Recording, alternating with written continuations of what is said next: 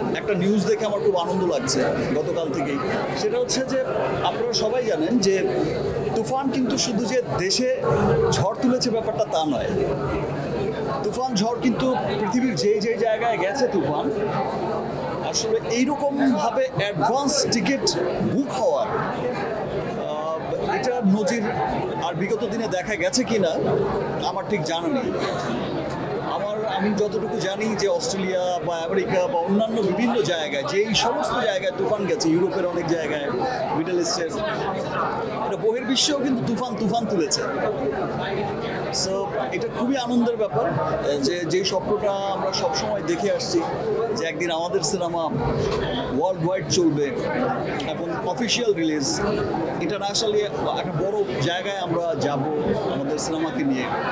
তো সেই যাত্রাটা খুব চমৎকারভাবে শুরু হয়েছে এবং দেশে আসলে একটা ভালো সিনেমা শুধু যে দেশের মানুষকে আনন্দ দেয় তা কিন্তু নয়। এখন আসলে সিনেমার ভাষা কোনো ম্যাটার করে না।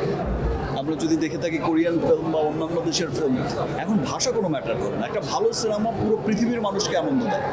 স্বপ্ন যে পুরোপুরি এখন পূরণ হয়েছে আমি সেটা বলবো না, বাট আমার যেটা মনে হয় যে স্বপ্নের পথ ধরে অনেক দূর এগিয়েছি আমরা, সেই স্বপ্নের পথে অনেক দূর এগিয়েছি। এই সাফল্য আসলে বাংলাদেশের মানুষের সাফল্য।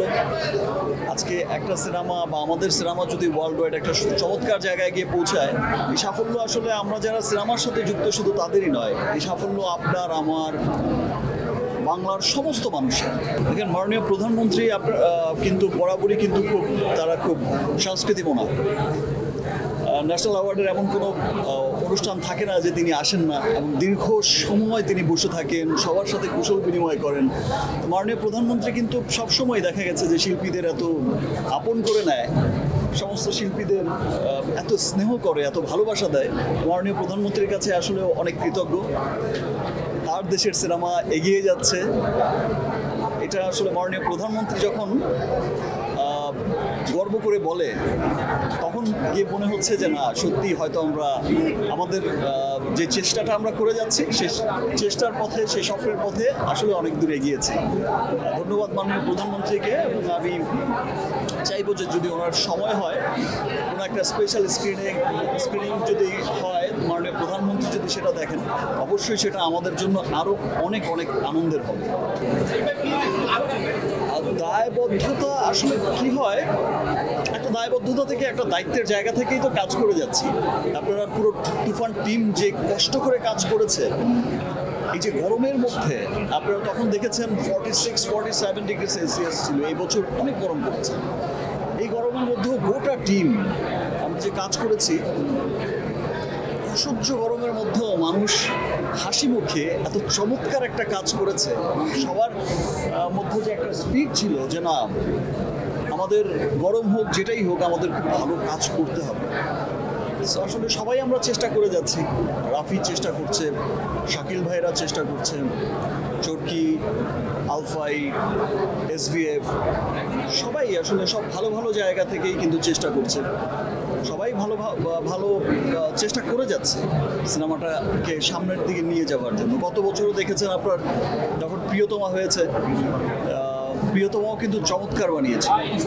যখন একটা সিনেমা এইরকম সাকসেসফুল হয়, সেটা প্রিয়তমার ক্ষেত্রেও যেমন হয়েছে।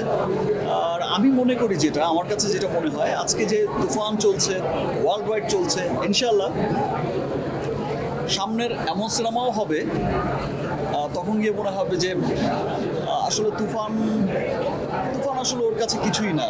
মনে হবে যে কি বিশাল বিজনেস, কি বিশাল সিনেমা বানিয়েছে, কি সুন্দর হয়েছে।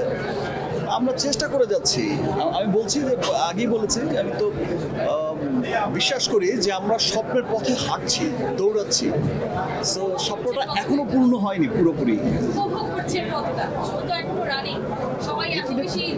ডেফিনেটলি খুব ভালো লাগে, ডেফিনেটলি তো খুবই ভালো লাগে। সর্বশ্রেণীর মানুষ, আপনারা দেখেছেন যে প্রত্যেকটা মহলের মানুষ, যে কোনো দেশে বিদেশে প্রত্যেকটা জায়গার মানুষ এই যে বাংলা সিনেমাটাকে নিয়ে এত প্রাউড করছে যে ইয়েস, এটা আমাদের বাংলা সিনেমা, প্রত্যেকটা মানুষই ওন করছে। এটা আসলে খুব আনন্দের। এই আনন্দ আসলে বলে বোঝানো যাবে না।